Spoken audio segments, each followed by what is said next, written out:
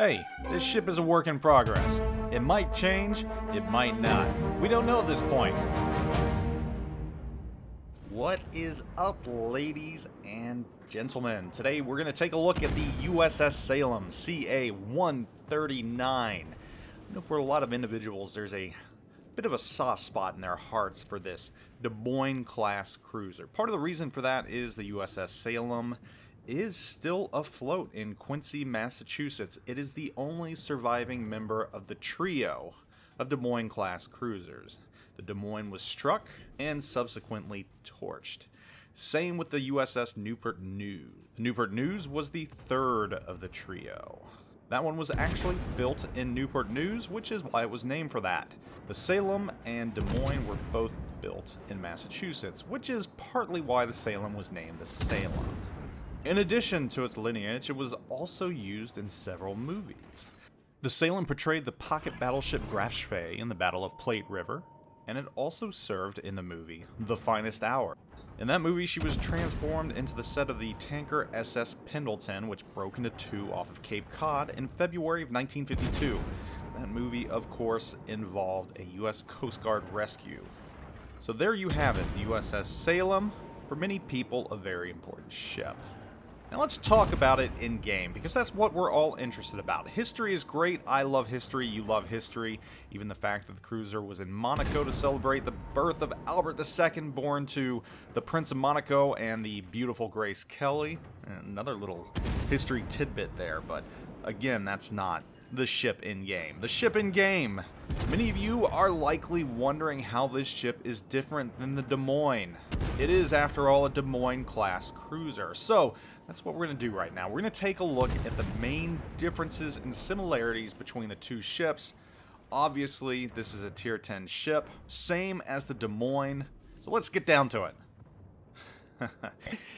Yeah, so the Salem. Alright, very, very interesting. As of right now, we still do not know how this ship is going to be provided to the public. Again, it is a Tier 10 ship, and Wargaming, of course, has said that Tier 10 ships are not going to be quote-unquote premium ships. Well, obviously, this is some form of a premium ship, because it's not going to be in the tech tree. At least we're not certain that it's not going to be in the tech tree as of this point. So if it is a quote-unquote premium ship, that kind of makes individuals wonder how you will receive this ship. So I guess maybe for hints as to that, we might look into any other Tier 10 ships that are in the game as premiums and how those were awarded to players. That's the only thing I can think of, because I don't know if I see Wargaming selling this ship, because that would be going back on a major promise. So, Salem versus Des Moines. Salem versus Des Moines. Are they clones? Are they cousins? Are they brothers from another mother? They're very much the same in many ways, and I know a lot of you are hoping that the Salem has a lot to offer, or at least something different to offer than the Des Moines, but unfortunately, I'm going to tell you right now, it doesn't. It does not have any special gimmick to it, for better or worse. I know a lot of players might be relieved to hear that. It just doesn't. So, here are the similarities and here are the differences. The Salem has 49,700 hit points. Des Moines, 50,600. So right there off the bat, the first thing, hit points. Des Moines has more. Also, Salem only has 7% torpedo reduction, whereas the Des Moines has 10% torp reduction. Again, there's a difference right there in the favor of the Des Moines. Both of them have 15.8 kilometer range on their guns, 4.8 second reload. Again, that phenomenal Des Moines fast Tier 10 reload with that phenomenal AP and that fire setting HE that we have all come to love in the Des Moines. Nothing has changed there. Where there is another change is in the AA. And this again swings in the favor of the Des Moines. The Des Moines has 12 20mm anti-aircraft guns. Salem does not have those. Everything else is the same. The 12x2 76.2 millimeters and the 6x2 127 millimeters. Those are both the same on the ships. But the Salem does not have those 12 20mm guns. Don't know why those were omitted. I mean, probably historically it didn't have it. I'm sure that has something to do with it. So there, another difference in favor of Des Moines. So, Salem, what's the deal? It's not looking that great right now, is it? I mean, other than having the name of Salem, moving on to maneuverability. Ah, finally something in favor of the Salem. Finally. Salem has a top speed of 34.6 knots. Des Moines only has a 33 knot top speed. So that's a difference of 1.6 knots. That's while not sizable, that is a little different. That's a win for the Salem right now, which it was drastically needing. So win one for Salem, yay! Rudder shift is the same at 6.9 seconds. Concealment's going to be the same for both ships. 10.6 kilometers, 7.8 kilometer air concealment, nothing different there. Radar capabilities are the exact same, 9.9 kilometers. Defensive fire is the same. Everything else is going to be the same, with the exception of the camouflage.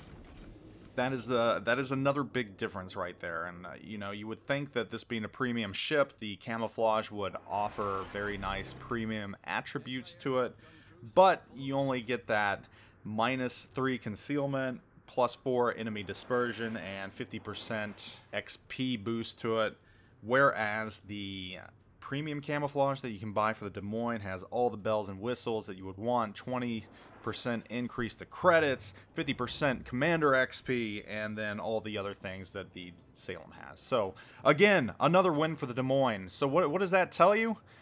That tells you that this ship is kind of a clone, maybe a slightly mediocre clone. I don't know. I mean, it's not horrible when stacked up to the Des Moines, and for most players, if they have the Des Moines, I suspect that you're going to see no major differences in the Salem whatsoever. You're not. I mean, these differences are so minute that you're not going to notice a difference. And for those that don't have the Des Moines, that wind up getting the Salem in whatever way it's given to players, be it a premium ship, whether that's through purchase, which I don't know if Wargaming is going to go that route, or a reward ship, I imagine that they're still going to love this ship, because all of us love the Des Moines. I mean, the Des Moines is an absolutely fun cruiser, in my opinion, one of the most fun Tier 10 cruisers in the game.